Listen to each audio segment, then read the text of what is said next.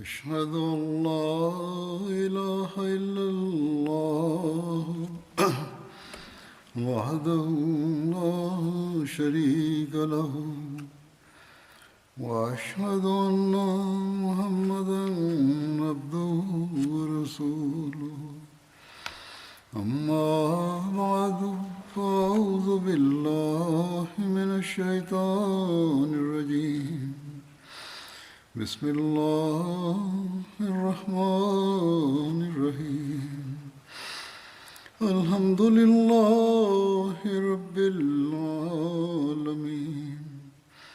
الرحمن الرحيم مالك يوم الدين إياك نعبد وإياك نستعين اهدنا الصراط المستقيم صراط الذين أنعمت عليهم غير المغضوب عليهم ولا الضالين.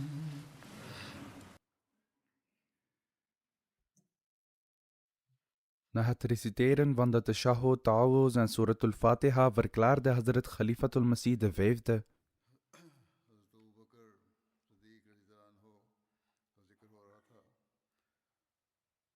Twee preken geleden werden verslagen uit het leven van Hazrat Abu Bakr Siddiq radhiyallahu verteld. En er werd vermeld dat Suraqa in hebzucht naar de beloning ook de achtervolging van de heilige profeet sallallahu alaihi wasallam inzette.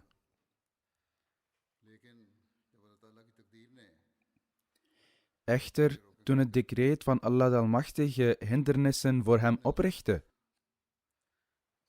verzocht hij de heilige profeet sallallahu alaihi wasallam om hem bescherming te verlenen wanneer hij aan de macht zou komen. En hij verzocht de heilige profeet sallallahu alaihi wasallam ook om dit op schrift te stellen. Er zijn verschillende vertellingen in dit verband. Volgens één verhaal sprak de heilige profeet sallallahu alaihi wasallam hem toe, terwijl hij terugkeerde en zei: O Suraqa, wat zal jouw toestand zijn wanneer de armbanden van de Khosrows om je polsen zullen zijn? Suraqa draaide zich verbaasd om en zei: Khosrows, de zoon van Hormuzd? De heilige profeet sallallahu alaihi wasallam zei: Ja, Khosrows, zoon van Hormuzd. Vandaar dat in het tijdperk van Hazrat Umar's Khilafat, toen de armbanden, kroon en gordel van Khosrows voor hem werden gebracht, hij om Suraqa riep en zei: Hef uw handen op.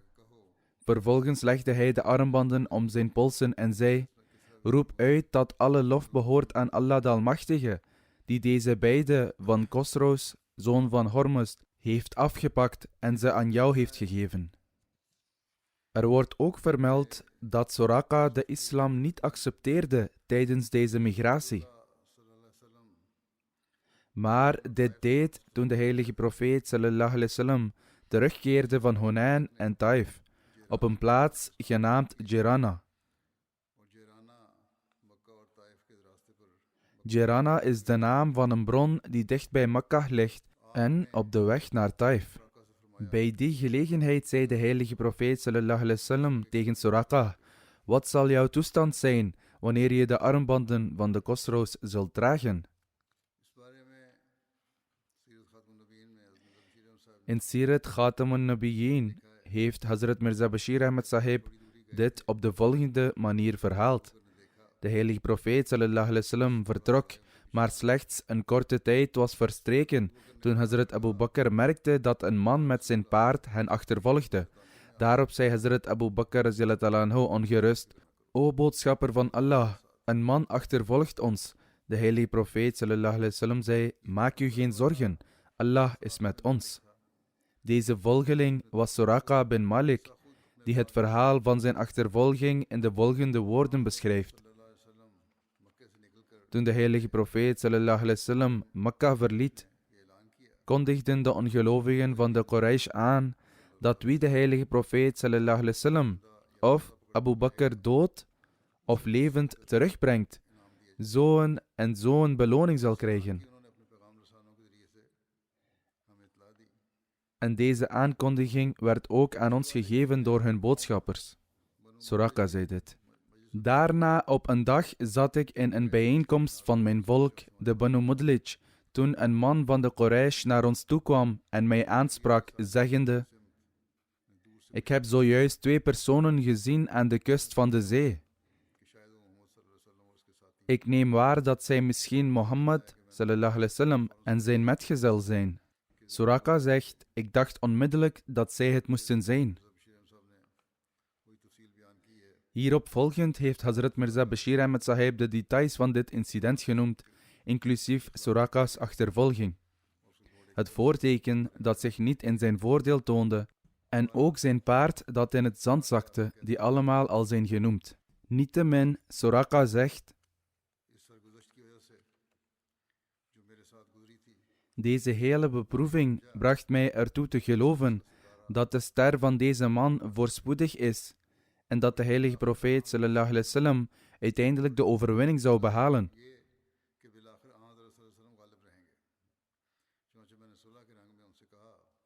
Daarom zei ik, in een gebaar van vrede: uw volk heeft een beloning voor uw moord of gevangenneming vastgesteld en men heeft een plan tegen u beraamd. Ik ben ook met die intentie gekomen, maar nu zal ik terugkeren.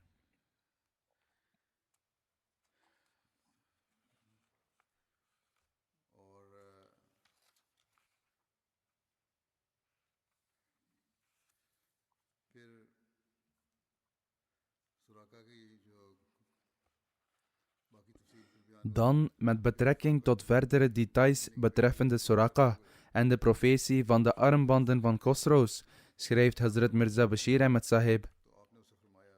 Toen Suraka op het punt stond terug te keren, zei de heilige profeet sallallahu alaihi wasallam: wat zal uw toestand zijn wanneer de armbanden van de Khosrows om uw polsen zullen zijn? Verbijsterd vroeg Suraka: Khosrows, zoon van Hormuzd, de keizer van Iran? Ja, antwoordde de heilige profeet sallallahu alaihi wasallam. Suraka's ogen bleven wijd openstaan van verbazing. Een Bedouin uit de Arabische woestijn en de armbanden van Khosrows, keizer van Iran. Maar kijk naar de vertoning van de macht van de waarheid. Toen Iran werd veroverd in het regime van Hazrat Umar radhiyallahu anhu, kwam de schat van Khosrows naar de moslims als oorlogsbuit. De armbanden van de Khosrows kwamen ook naar Medina in deze buit.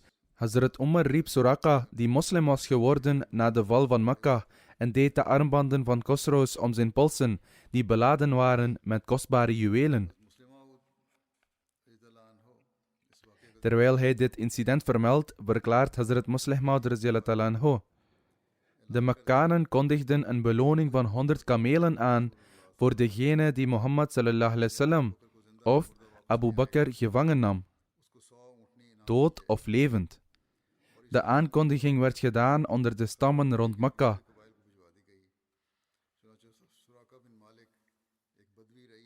Verleid door de beloning, achtervolgde Suraka bin Malik, een Bedouinenleider, de groep en zag hen uiteindelijk op de weg naar Medina.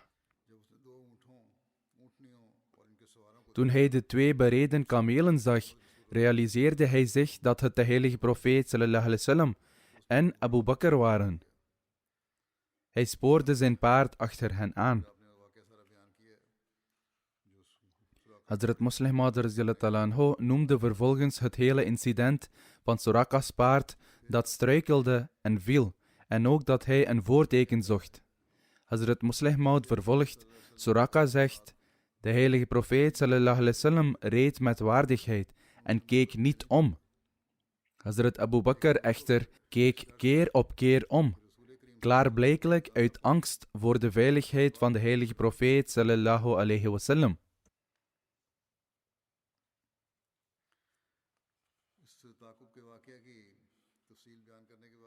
Na het vermelden van de details van het incident waarbij Suraka hen achtervolgde, schrijft hij: net toen Suraka op het punt stond te vertrekken, ontving de heilige profeet sallallahu alaihi wasallam een openbaring van Allah de Almachtige over de toekomstige gebeurtenissen en zei: Suraka, hoe zult gij u voelen met de gouden armbanden van de Khosrows om uw polsen?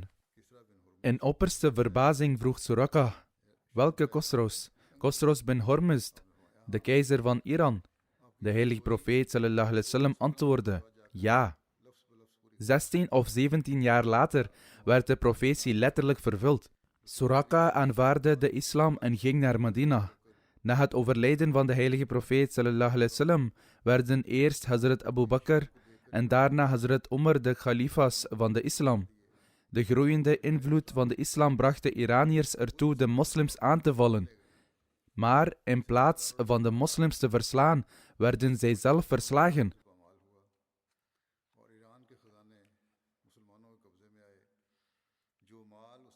De hoofdstad van Iran viel in de handen van de moslims, die de schatten veroverden, waaronder de gouden armbanden die Khosrows droeg wanneer hij op de koninklijke troon zat.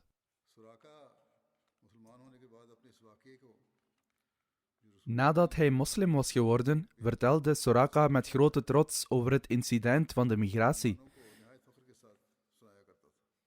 De moslims waren zich er dus van bewust dat de heilige profeet sallallahu alaihi wasallam tegen hem had gezegd: Suraka, hoe zult gij u voelen met de gouden armbanden van Khosrows om uw polsen?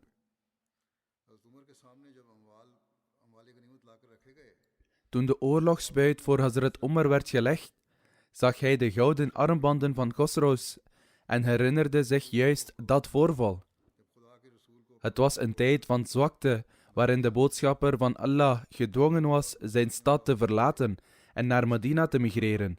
En de reden waarom Suraka en andere mannen met hun paarden achter hem aanspanden, was opdat zij hem op de een of andere manier levend bij de Makkanen zouden terugbrengen en de beloning van 100 kamelen zouden verwerven.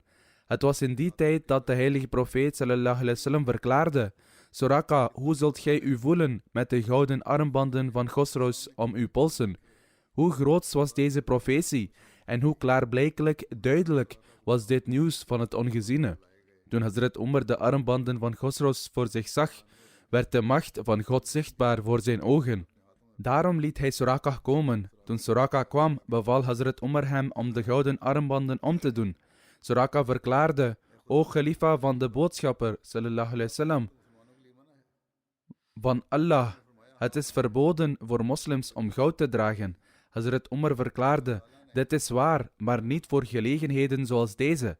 Allah de Almachtige heeft de heilige profeet sallallahu alaihi wasallam laten zien dat de gouden armbanden van Khosrows om jouw polsen zaten.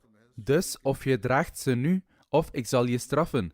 Suraka maakte alleen bezwaar uit eerbied voor het shariat. Voor het overige was hij net zo gretig als ieder ander om zichtbaar bewijs te leveren van de vervulling van de grote profetie. Suraka deed de armbanden om en de moslims waren met hun eigen ogen getuigen van de vervulling van deze grote profetie. Er wordt verder vermeld dat Suraka op zijn terugweg een gezant tegenkwam. Die was gezonden om de heilige profeet sallallahu alaihi wasallam te zoeken.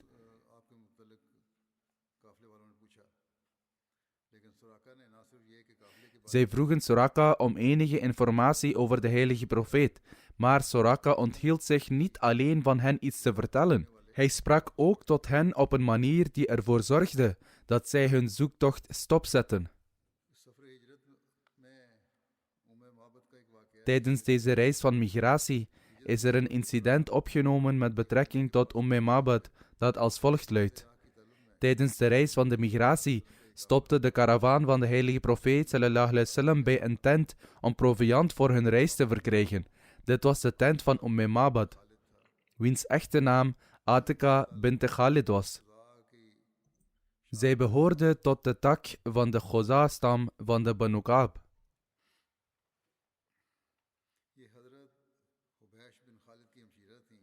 Zij was de zus van Hazrat Hubaysh bin Khalid, die een metgezel was en de eer had om overleveringen van de heilige profeet sallallahu alaihi wasallam te verhalen. De echtgenoot van Mabad stond bekend als Abu Mabad. Er wordt gezegd dat ook hij de eer had om overleveringen van de heilige profeet sallallahu alaihi wasallam te vertellen. Hij overleed tijdens het leven van de heilige profeet sallallahu alaihi wasallam. De exacte naam van Abu Mabad is onbekend. De tent van Mabed bevond zich in Qudayd, dat een klein dorp dicht bij Mekka is, gelegen een paar mijl ten zuiden van Rabiq. Dit is ook de plaats waar het altaar van het bekende afgodsbeeld Manat zich bevond. De mensen van Medina aanbaden dit afgodsbeeld. Mabed was een dappere en sterke vrouw, die aan de voorkant van haar tent zat en degenen die voorbij kwamen voedde. De heilige profeet sallallahu alaihi wasallam en zijn metgezellen vroegen om vlees en dadels van haar te kopen, maar zij had niet wat zij nodig hadden. Op dat moment waren de mensen van Mabed verarmd en door droogte geteisterd. Mabed zei: als we iets hadden, zouden we het niet van jullie onthouden.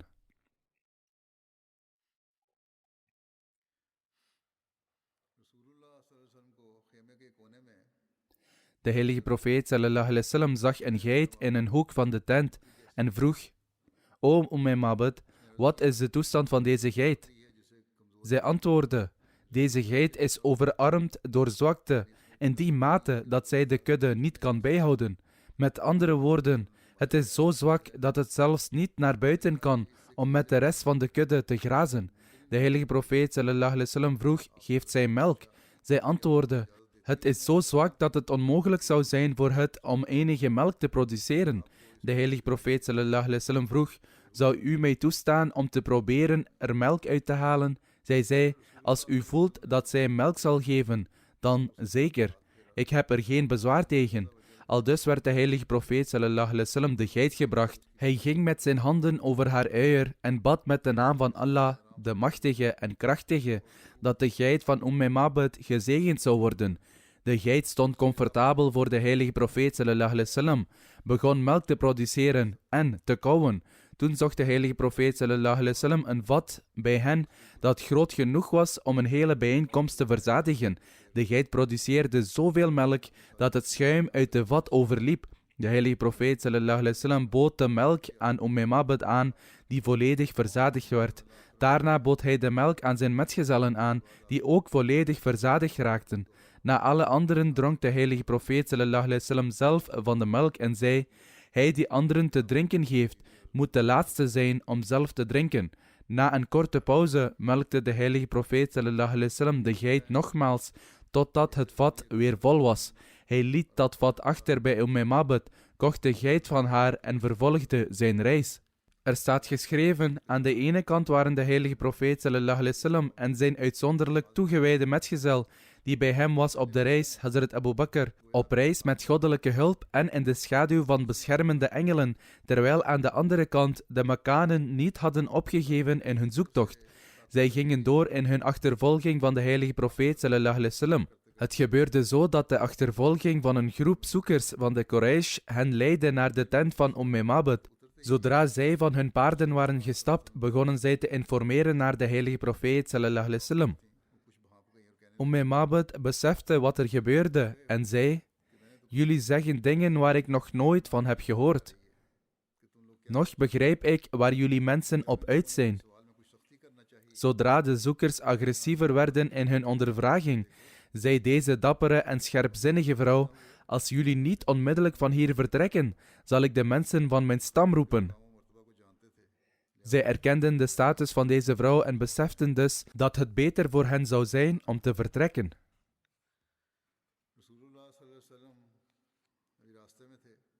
De heilige profeet sallallahu alaihi wasallam was nog onderweg toen hij Hazrat Zubair ontmoette, die terugkeerde samen met een islamitische karavaan van kooplieden uit Syrië. Hazrat Zubair presenteerde de heilige profeet sallallahu alaihi wasallam en Hazrat Abu Bakr met witte kleren. Met betrekking tot deze ontmoeting schrijft Hazrat Mirza Bashir Ahmed Sahib: onderweg ontmoette hij Zubair bin al-Awam, die terugkeerde naar Mekka met een kleine groep moslims van een handelsexpeditie in Syrië. Zubair schonk een witte set kleding aan de heilige profeet sallallahu alaihi wasallam en één aan Hazrat Abu Bakr en zei: na mijn terugkeer naar Mekka zal ook ik mij spoedig bij jullie voegen in Medina.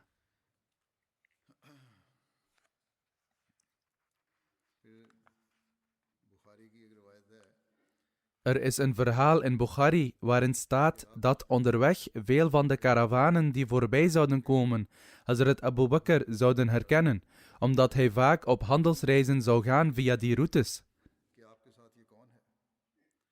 Zij vroegen dan met wie hij was, en Hazrat Abu Bakr antwoordde dan, hij wijst mij de weg. Hazar rajulu yahdin is-sabil. Met andere woorden, deze persoon leidt mij naar het juiste pad. Mensen zouden aannemen dat de heilige profeet sallallahu alaihi wasallam zijn gids was, terwijl Hazrat Abu Bakr bedoelde in termen van spirituele begeleiding. Met betrekking hiertoe schrijft Hazrat Mirza Bashir Ahmed Sahib: aangezien het beroep van Hazrat Abu Bakr dat van een zakenman was, reisde hij deze route voortdurend heen en weer. De meeste mensen herkenden hem, maar waren niet op de hoogte van de heilige profeet sallallahu alaihi wasallam. Als zodanig vroegen zij aan Hazrat Abu Bakr: wie is de man voor u? Hazrat Abu Bakr antwoordde dan: Hada yahdin is-sabil. Dit is mijn gids. Zij zouden denken dat hij een gids is die door Hazrat Abu Bakr is ingehuurd om zijn route te leiden. Maar de werkelijke bedoeling van Hazrat Abu Bakr was iets anders. Met betrekking tot het bereiken van hun eindbestemming staat geschreven dat zij op de maandag na 8 dagen reizen met de hulp van God uiteindelijk Quba bereikten, dat op weg was naar Medina.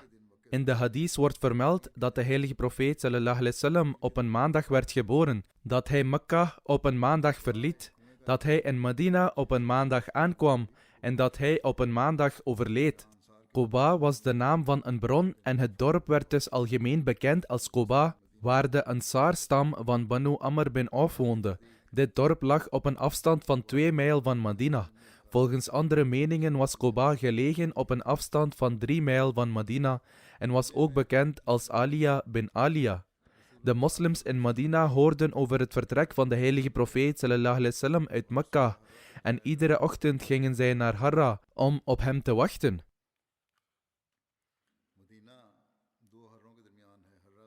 Medina is gelegen tussen 2 harra's. Een harra is een donker steenachtig terrein. Harra Waqim ligt ten oosten van Medina en is ook bekend als Harra Banu Qurayza en de andere heet Harratul Wabra, dat op een afstand van 3 mijl van Medina ligt. Zij wachten tot de hitte van de middag hen zou dwingen te vertrekken. Zij gingen 's morgens heen, wachten en keerden dan 's middags terug. Op een dag wachten de mensen van Medina een hele tijd voordat zij terugkeerden. Toen zij hun huizen bereikten, klom een Jood op een van hun forten om wat werk te verrichten en zag de heilige profeet sallallahu alaihi wasallam en zijn metgezellen die witte kleren droegen. De luchtspiegeling verwijderde zich van hen. Toen hij dit zag, kon de Jood zich niet inhouden en riep luid: O Arabieren, hier komt jullie leider op wie jullie zaten te wachten. De moslims haasten zich naar hun wapens en ontmoetten de heilige profeet sallallahu alaihi wasallam in de vlakten van Harra. De heilige profeet sallallahu alaihi wasallam draaide zich samen met de rest van de metgezellen naar rechts en bereikte het dorp van de Banu Amr bin Auf. Dit vond plaats op een maandag in de maand Rabiul Awwal. Hazrat Abu Bakr stond op voor de mensen, terwijl de heilige profeet sallallahu alaihi wasallam rustig bleef zitten. De Ansar die de heilige profeet sallallahu alaihi wasallam nog niet eerder hadden ontmoet, kwamen en brachten hun vredesgroeten aan Hazrat Abu Bakr. Toen de zon op de heilige profeet sallallahu alaihi wasallam begon te schijnen, stapte Hazrat Abu Bakr naar voren en creëerde een schaduw voor hem met zijn mantel. Het was toen dat de mensen zich realiseerden wie de heilige profeet sallallahu alaihi wasallam was.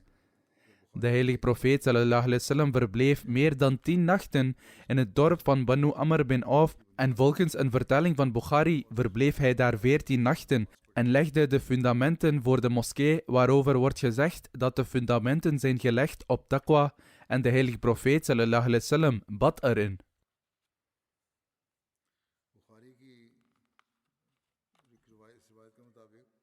Volgens deze overlevering van Bukhari verbleef de heilige profeet sallallahu alaihi wasallam meer dan 10 nachten in Quba.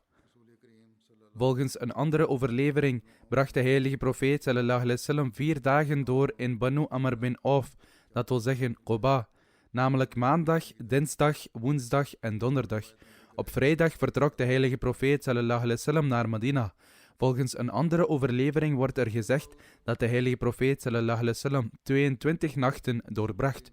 Met betrekking tot de aankomst van de heilige profeet sallallahu alaihi wasallam in Quba verklaart Hazrat Muslih Maud radhiyallahu ta'ala anhu: na Soraka te hebben afgezien en enige afstand te hebben gereisd, kwam de heilige profeet sallallahu alaihi wasallam aan in Medina.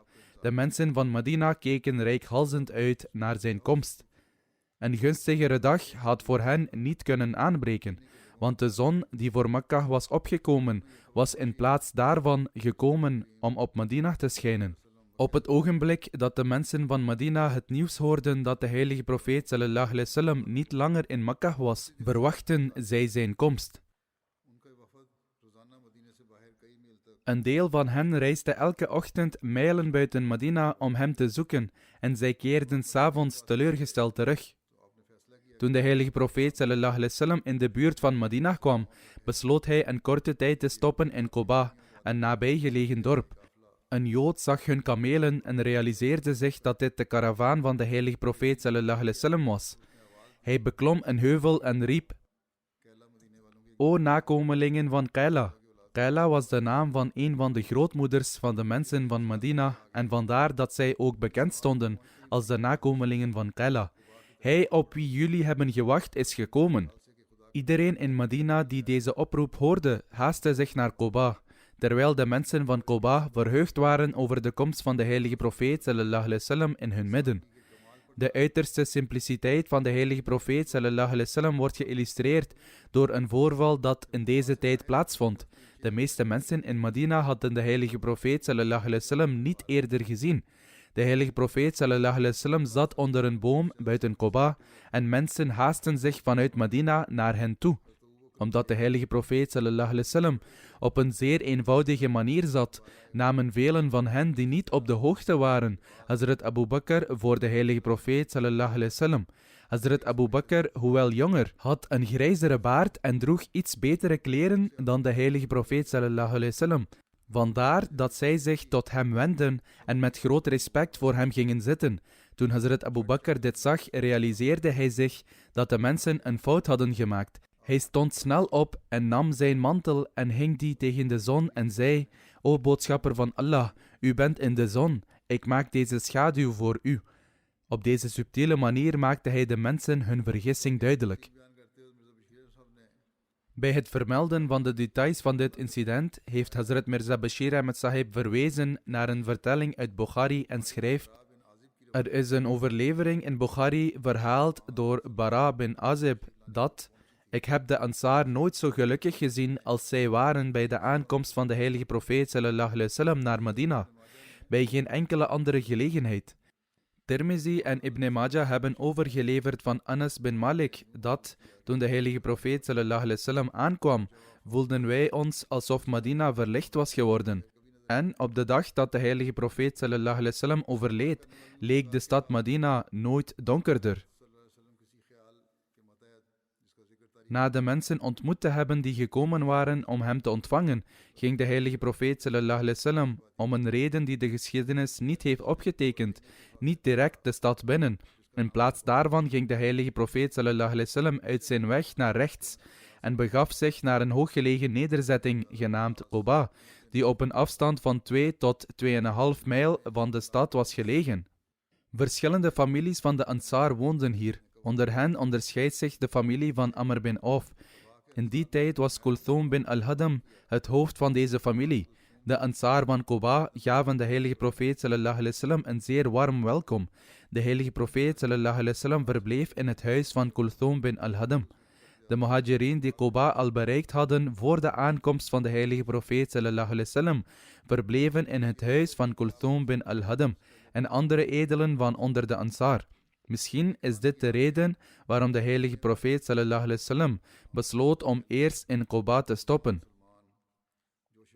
In een ogenblik verspreidde het nieuws van de komst van de heilige profeet sallallahu alaihi wasallam zich door heel Medina. Alle moslims begonnen in rusteloosheid zich in troepen te verzamelen bij de residentie van de heilige profeet sallallahu alaihi wasallam en in de vurigheid van hun liefde. Met betrekking tot de bouw van Masjid Quba wordt vermeld dat toen de heilige profeet sallallahu alaihi wasallam in Quba aankwam, hij de fundamenten legde voor een moskee die bekend staat als Masjid Quba. Het is vermeld in Sahih Bukhari dat de heilige profeet sallallahu alaihi wasallam meer dan 10 nachten doorbracht in het dorp van Banu Amr bin Auf en de fundering legde van een moskee, waarover wordt gezegd dat de fundamenten werden gelegd op taqwa. En de heilige profeet sallallahu alaihi wasallam offerde zijn gebeden erin. Het is ook vermeld in de overlevering dat toen de heilige profeet sallallahu alaihi wasallam de fundering legde, hij eerst een steen in de richting van de qibla plaatste. Daarna plaatste Hazrat Abu Bakr een steen en vervolgens plaatste Hazrat Umar een steen naast de steen van Hazrat Abu Bakr. Hierna begon de rest van de mensen te werken aan de bouw ervan. Tijdens de bouw van Masjid Quba droeg de heilige profeet sallallahu alaihi wasallam een steen vastgebonden aan zijn buik en het zou een zeer zware steen zijn. En de heilige profeet sallallahu alaihi wasallam zou het dan plaatsen. Anderen zouden komen en zouden de steen willen optillen, maar zij zouden niet in staat zijn om dit te doen. Daarop droeg de heilige profeet sallallahu alaihi wasallam hen op om het te laten liggen en een andere steen te nemen. Met betrekking tot Masjid Quba wordt vermeld dat dit de moskee was waarvan de fundamenten werden gelegd op taqwa. Echter, volgens sommige andere vertellingen wordt gezegd dat Masjid Nabawi de moskee is waarvan de fundamenten zijn vastgesteld op taqwa. Het is vermeld in Sirat al-Halabiyya dat er geen tegenstrijdigheid is in de twee vertellingen, omdat beide moskeeën zijn opgericht op het fundament van taqwa. Deze opvatting wordt ondersteund door Hazrat Ibn Abbas radiyallahu anhu.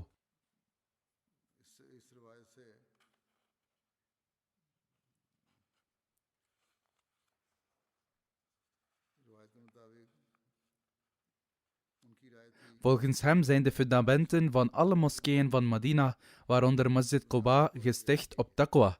Maar de moskee waarover het vers van de heilige Koran werd geopenbaard, was inderdaad Masjid Quba.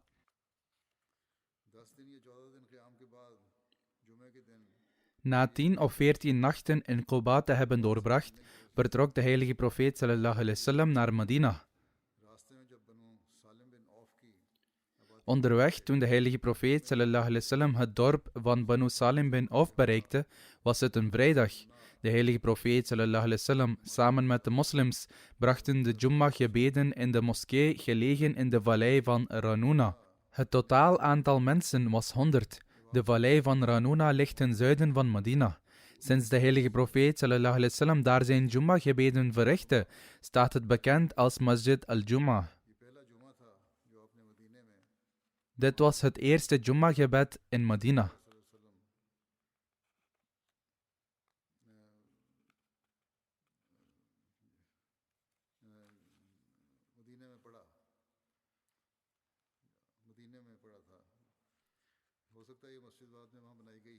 Misschien is de moskee daarna gebouwd en werd deze Masjid al-Jummah genoemd, omdat de heilige profeet sallallahu alaihi wasallam daar zijn Jummah heeft aangeboden.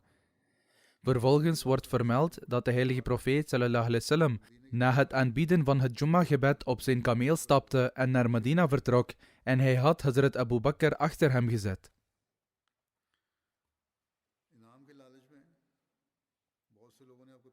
De hebzucht van de beloning maakte dat veel mensen de heilige profeet sallallahu alaihi wasallam achtervolgden. Er is een incident dat in de geschiedenisboeken wordt vermeld. Buraidah bin Husayb verklaart: toen de Quraysh een beloning van 100 kamelen aankondigden voor wie achter de heilige profeet sallallahu alaihi wasallam aanging en hem dood of levend terugbracht, werd ik ook verleid door hebzucht. Vervolgens vertrok ik met 70 ruiters van de Banu Saham en ontmoette de heilige profeet sallallahu alaihi wasallam. De heilige profeet sallallahu alaihi wasallam vroeg mij wie ik was, waarop ik antwoordde: Buraidah. Hierop wendde de heilige profeet sallallahu alaihi wasallam zich tot Hazrat Abu Bakr en zei: O Abu Bakr, er is ons verlichting verleend en onze zaak is verlicht. De heilige profeet sallallahu alaihi wasallam zei toen: tot welke stam behoor jij? Ik antwoordde: de stam van Aslam. De heilige profeet sallallahu alaihi wasallam zei: moge de vrede met hen zijn. Hij vroeg toen: van welk nageslacht? Waarop ik antwoordde: van onder de Banu Saham. De heilige profeet sallallahu alaihi wasallam zei: O Abu Bakr, u bent zeer gelukkig. Buraidah vroeg toen aan de heilige profeet sallallahu alaihi wasallam: wie bent u? De heilige profeet sallallahu alaihi wasallam antwoordde: ik ben Mohammed, zoon van Abdullah, de boodschapper van Allah. Hierop zei Buraidah: ik getuig dat er niemand is die het waard is aanbeden te worden behalve Allah. En Mohammed sallallahu alaihi wasallam is zijn dienaar en boodschapper. Buraidah aanvaardde de islam en ook allen die met hem waren. Buraidah zei toen: alle lof behoort aan Allah. De Banu Saham aanvaarden de islam van ganser harte, zonder enige dwang. De volgende morgen zei Buraidah: o boodschapper van Allah, u zou Medina moeten binnengaan met een vlag. Hij deed toen zijn tulband af en bond deze aan een speer en begon voor de heilige profeet sallallahu alaihi wasallam uit te lopen. De moslims gingen toen Medina binnen. Met betrekking tot de heilige profeet sallallahu alaihi wasallam die Medina binnenging, heeft Hazrat Anas bin Malik een verslag in Sahih al-Bukhari als volgt overgeleverd. De boodschapper van Allah kwam naar Medina en verbleef 14 nachten in het bovenste gedeelte van Medina bij een stam genaamd Banu Amr bin Auf. Daarna liet hij de stamhoofden van Banu Najjar komen, die gewapend met hun zwaarden kwamen. Ik herinner mij dit incident alsof ik de heilige profeet sallallahu alaihi wasallam voor mijn ogen op zijn kameel zag rijden en Hazrat Abu Bakr reed achter hem en de leiders van Banu Najjar waren om hem heen, totdat hij afstapte op de binnenplaats van Abu Ayyub.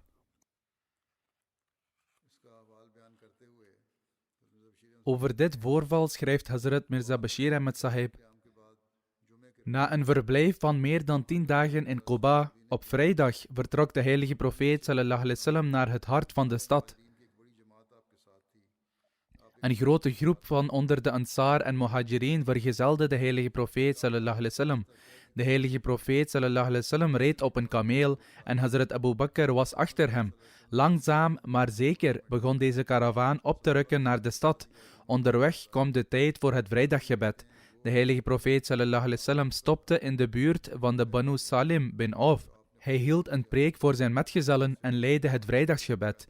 Geschiedenisschrijvers schrijven dat hoewel het vrijdagsgebed al was begonnen, dit de eerste gebedsdienst was die de heilige profeet sallallahu alaihi wasallam zelf leidde en dat daarna de formele praktijk van het vrijdagsgebed begon.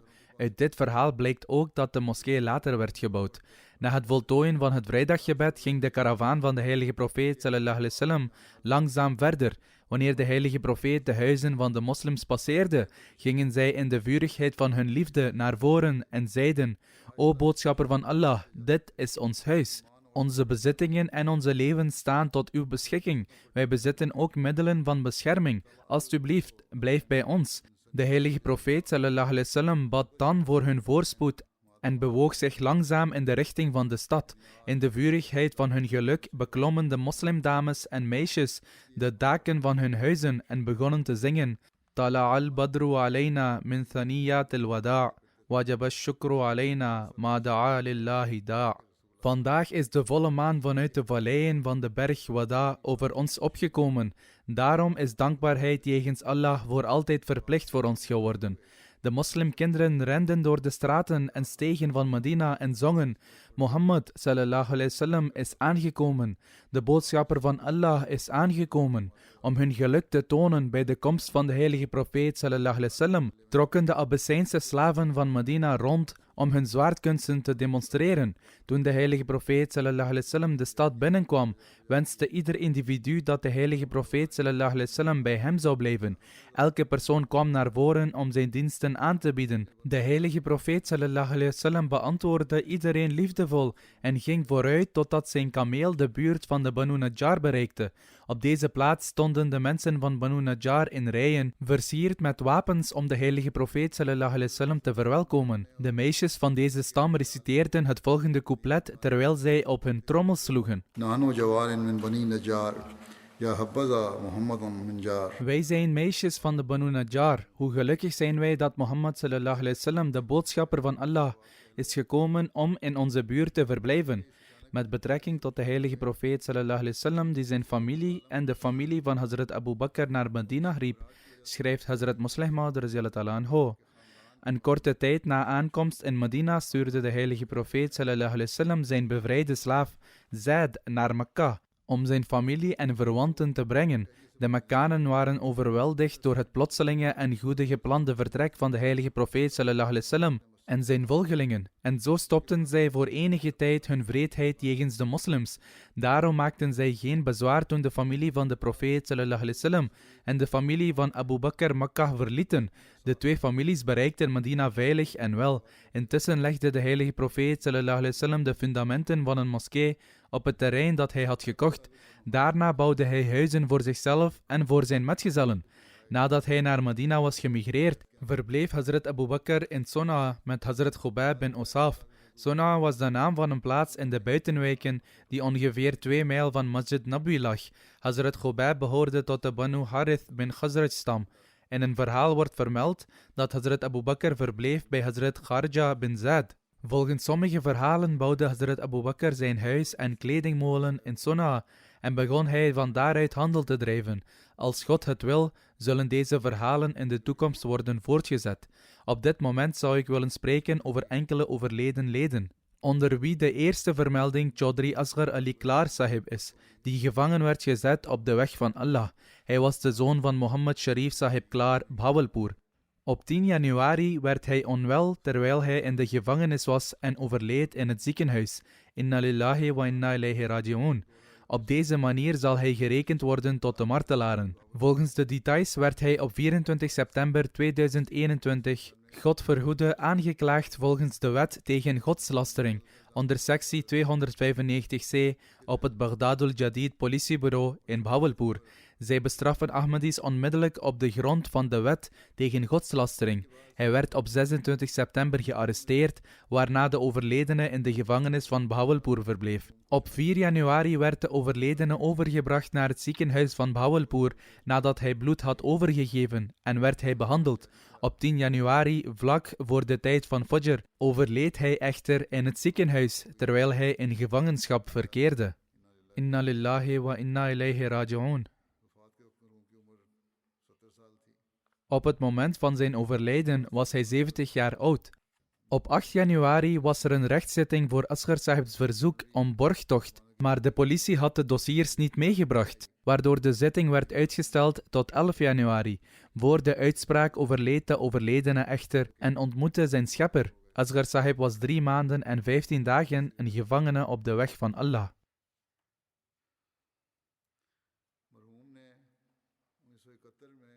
In 1971, toen hij nog jong was, heeft de overledene trouw gezworen en is zelf lid geworden van de Ahmadiyya-gemeenschap nadat hij zijn eindexamen voor de middelbare school had gehaald. Hij was de enige Ahmadi in zijn familie en kreeg daardoor te maken met veel tegenstand, maar hij bleef altijd standvastig. Hij behaalde een mastersdiploma in wiskunde aan het FC College. Tijdens zijn studie, omdat hij Ahmadiyyat had aanvaard, stopten zijn ouders met hem financieel te ondersteunen en stelden als voorwaarde dat zij alleen zouden helpen betalen voor zijn studie als hij Ahmadiyyat zou verlaten. Desondanks bleef hij standvastig en betaalde voor zijn studie door les te geven aan andere kinderen. Later, toen hij zijn standvastigheid en rechtschapenheid zag, stopte zijn vader zijn tegenwerking. Een verdienste van zijn vader was dat hij vreesde dat zijn zoon, die een Ahmadi was, zijn deel van de erfenis niet zou krijgen. Zijn vader besloot om zijn deel tijdens zijn leven over te dragen. Bij de gratie van Allah de Almachtige gaf de overledene wasiyat tegen een tarief van 1/8 en nam graag deel aan financiële initiatieven. Hij zou het volledige bedrag betalen met de aankondiging van het nieuwe jaar.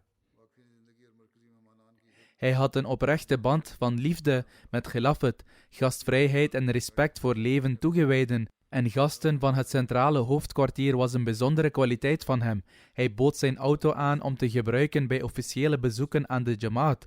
Hij had een passie voor het uitdragen van de boodschap van islam en nodigde anderen moedig uit naar Allah de Almachtige.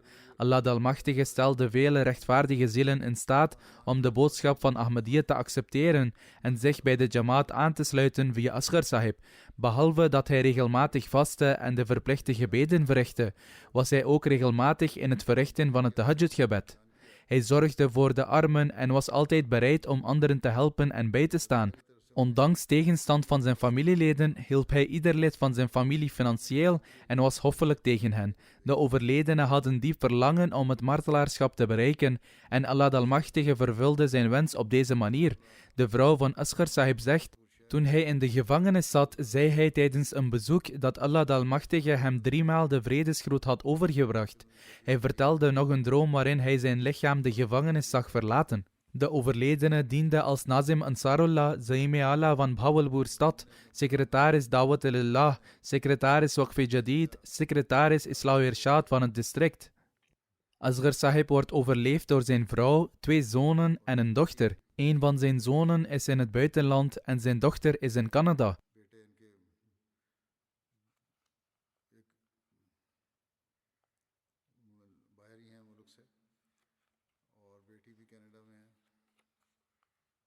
Moge Allah de Almachtige zijn genade en vergeving over Asghar Ali Klaar Sahib laten neerdalen en zijn rang verheffen. Moge Allah de Almachtige standvastigheid en geduld schenken aan degenen die hij achterlaat en hen in staat stellen in zijn voetsporen te treden. Bid ook voor anderen die op de weg van Allah gevangen zijn genomen. Moge Allah zorgen voor de middelen van hun vrijlating. De volgende vermelding is van Mirza Mumtaz Ahmed Sahib, die een bediende was in Wakalat-e-Ulia, Rabwa. Hij overleed op de leeftijd van 85. Inna lillahi wa inna ilayhi raji'un. Hij was een moesie bij de gratie van Allah de Almachtige. Ahmadiyyat werd in zijn familie gevestigd via zijn vader, kapitein Dr. Sher Muhammad Ali Sahib, die Ahmadiyyat in 1923 aanvaardde. Mirza Mumtaz Sahib begon te werken als klerk in het kantoor van Amanat Tahrik-e-Jadid in april 1964 en diende deze functie voor de rest van zijn leven. Een spanwijdte van 58 jaar.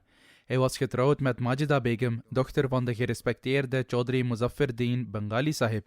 Allah de Almachtige zegende hen met 2 zonen en een dochter. Zijn kleinzoon Khalid Mansour schrijft: mijn grootvader moedigde ons altijd aan om de Jamaat te blijven dienen. Hij legde ons uit hoe belangrijk het is om gemeenschappelijk te bidden en spoorde ons aan om dat te doen. Hij zegt: na het overlijden van mijn vader liet mijn grootvader mij nooit zijn afwezigheid voelen. Ik vond hem altijd een vriend en zag hem altijd bezig met Jamaatwerk. Hij was een voorbeeldige vriend, vader en werker van de Jamaat. Hij behandelde iedereen met liefde, medeleven en vriendelijkheid. Hij was zeer punctueel en zou het belang ervan benadrukken. Sayyid Ahmed Sahib, een van de bedienden die de kans had om naast hem te werken, zegt: ik had de kans om geruime tijd naast hem te werken. Hij werkte op een zeer nauwgezette manier en na het voltooien van zijn werk zou hij zijn collega's ook helpen in hun werk. Luqman Saqib Sahib, een missionaris, zegt: ik merkte op dat hij, ondanks zijn zwakke fysiek, de taken die hem werden toevertrouwd efficiënt en op een uitstekende manier volbracht. Zijn geheugen bleef opmerkelijk tot het einde toe. Hij kon zich onmiddellijk zaken van vele jaren geleden herinneren en kon aangeven in welke dossiers ze zaten en waar ze gevonden konden worden. Hij waardeerde goede grappen en genoot ervan, maar tegelijkertijd lag het niet in zijn aard om onnodig te praten of te converseren. Als er na zijn werk wat extra tijd overbleef, bleef hij in zijn kantoor zitten om oude dossiers door te nemen. Dr. Sultan Mubashir Sahib schrijft ook: hij was zeer nederig. Ondanks het feit dat hij een ervaren bediende was, wachtte hij altijd op zijn beurt en gaf hij nooit blijk van enige haast wanneer hij het ziekenhuis bezocht. Een van zijn grote kwaliteiten was het tonen van dankbaarheid en waardering en hij was ook uiterst geduldig. Ondanks een langdurige ziekte die veel ongemak veroorzaakte, werd hij nooit ongeduldig. Zijn vriendenkring was zeer klein. Het bestond uit een paar vrienden van kantoor. Zelf heb ik gezien dat hij heel rustig van aard was en veel omging met zijn goede vrienden. Het was zijn gewoonte om van kantoor direct naar huis te gaan en dan van huis naar kantoor. Hij werkte heel hard en hij leefde zijn leven met oprechtheid en loyaliteit. Moge Allah de Almachtige hem zijn vergeving en barmhartigheid schenken. Moge hij zijn kinderen in staat stellen zijn deugden voor te zetten. De volgende vermelding is die van gepensioneerd kolonel-arts Abdul Khalik Sahib, die de voormalige administrator was van het Fazl-e Umar ziekenhuis. Hij overleed onlangs op 97-jarige leeftijd. Inna lillahi wa inna ilayhi raji'un. Hij was een moesie bij de gratie van Allah de Almachtige. Ahmadiyyat werd in zijn familie geïntroduceerd via zijn vader, Mia Muhammad Alim Sahib, die Ahmadiyyat in 1919 aanvaardde. En Dr. Abdul Khalik Sahib aanvaardde Ahmadiyyat in 1938. Terwijl hij de incidenten rond zijn eigen bijt vertelt, zegt hij: Onze vader had zich geabonneerd op Al-Fazl en ik maakte kennis met Ahmadiyyat door dat te bestuderen. In 1938 aanvaarden wij 3 broers en zussen Ahmadiyyat. Onze gerespecteerde moeder was regelmatig in het aanbieden van gebeden en vasten. Ook zij aanvaarde Ahmadiyyat een korte tijd na ons. Hij zegt: Ik ging voor het eerst naar Qadian ter gelegenheid van de Jalsa in 1939, die tevens de jubileum Jalsa was, waarna ik vaak de Jalsa zou bijwonen. Zijn vrouw overleed in 1987 en zij hadden 2 zonen en 2 dochters. Een van zijn zonen is Dr. Abdul Bari, die de emir is van Jamaat Ahmadiyya Islamabad.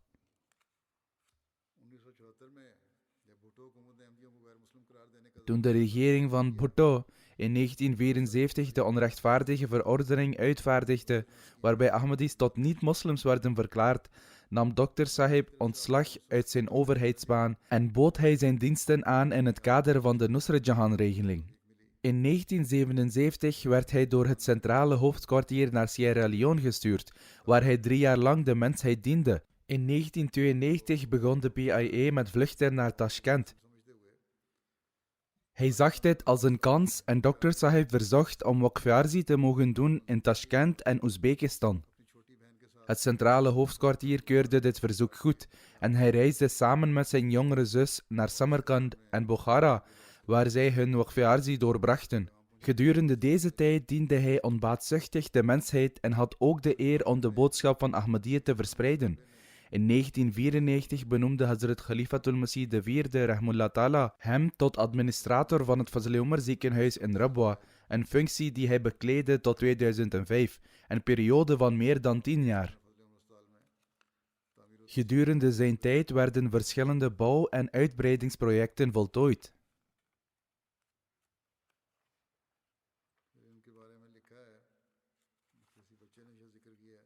Een van zijn kinderen schrijft dat, ondanks dat hij toen 80 of 81 jaar oud was, hij een jeugdige geest van dienstbaarheid had.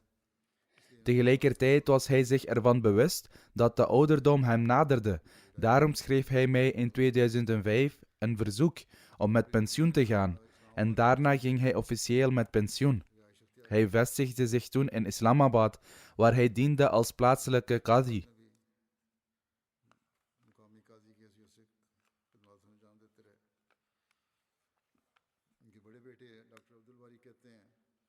Zijn oudste zoon, Dr. Abdul Bari, zegt: hij was altijd attent op de religieuze en morele opvoeding van zijn kinderen. Hij reciteerde de heilige Koran de hele dag door en dit was zijn favoriete gewoonte. Wanneer er beslissingen genomen moesten worden in belangrijke zaken, nam hij altijd een beslissing in het licht van de heilige Koran. Zijn schoonzoon, Dr. Muzaffar Ali Nasir, die de naib emir is van district Wahkant, zegt: tot op de dag van vandaag heb ik nog nooit iemand de heilige Koran zo vaak zien reciteren als hij. Hij hield van de Koran. Op een keer toen hij uit het ziekenhuis werd ontslagen, was het personeel verdrietig en zei: wie zou nu de heilige Koran aan ons reciteren? Zijn regelmatigheid in het offeren van tahajjud, of het nu in de winter of de zomer was voorbeeldig voor ons. Hij had een diepe liefde voor Khilafat en de Jamaat. Hij leidde een eenvoudig leven en klaagde nooit. De kleinzoon van zijn broer, Abdul Samad Rizvi Sahib, schrijft: hij verdroeg elke ontbering en zou zijn eigen geluk opgeven omwille van het bereiken van Allah de Almachtiges welbehagen. Hij zegt: ik had de kans om bij vele gelegenheden in zijn huis in Rabwa te verblijven. Zijn persoonlijkheid was voor mij een middel om de levende God te herkennen. De standaard van zijn tahajjud-gebeden was voorbeeldig. De eer en liefde voor Khilafat was diep in hem geworteld en dit bleek een uitstekend middel te zijn voor onze morele training. Dr. Abdul Khalik Sahib, een arts in het Fazl Umar ziekenhuis, zegt: hij was erg aardig voor de jongere artsen in het ziekenhuis en zou de oudere artsen aanmoedigen om speciale aandacht te besteden aan de opleiding van de jongere artsen. Hij overzag de financiën van het ziekenhuis met eerlijkheid en zorgvuldigheid. Hij zorgde voor de armen en behoeftigen door uit zijn eigen zak te betalen. Dr. Ashraf Mohammed Ahmed zegt: hij was attent, teder van hart en verdraagzaam. Hij was zeer vriendelijk en had niet de gewoonte om veel te spreken. Hij hield de administratieve zaken nauwlettend in de gaten en zorgde ervoor dat de principes werden nageleefd. Hij zou andere artsen aanmoedigen om mokfiarzi te gaan doen in het Fazl Umar ziekenhuis, waaronder zijn zonen en schoonzonen.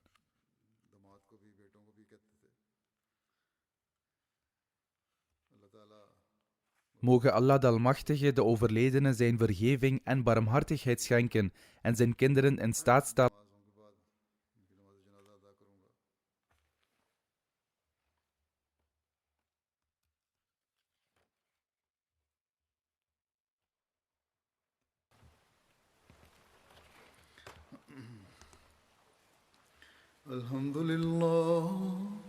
الحمد لله نحمده ونستعينه ونستغفره ونؤمن به ونتوكل عليه ونعوذ بالله من شرور أنفسنا ومن سيئات أعمالنا من يهده الله فلا مضل له ومن يضلل فلا هادي له ونشهد أن لا إله إلا الله ونشهد أن محمدا عبده ورسوله عباد الله رحمكم الله إن الله يأمر بالعدل والإحسان وإيتاء ذي القربى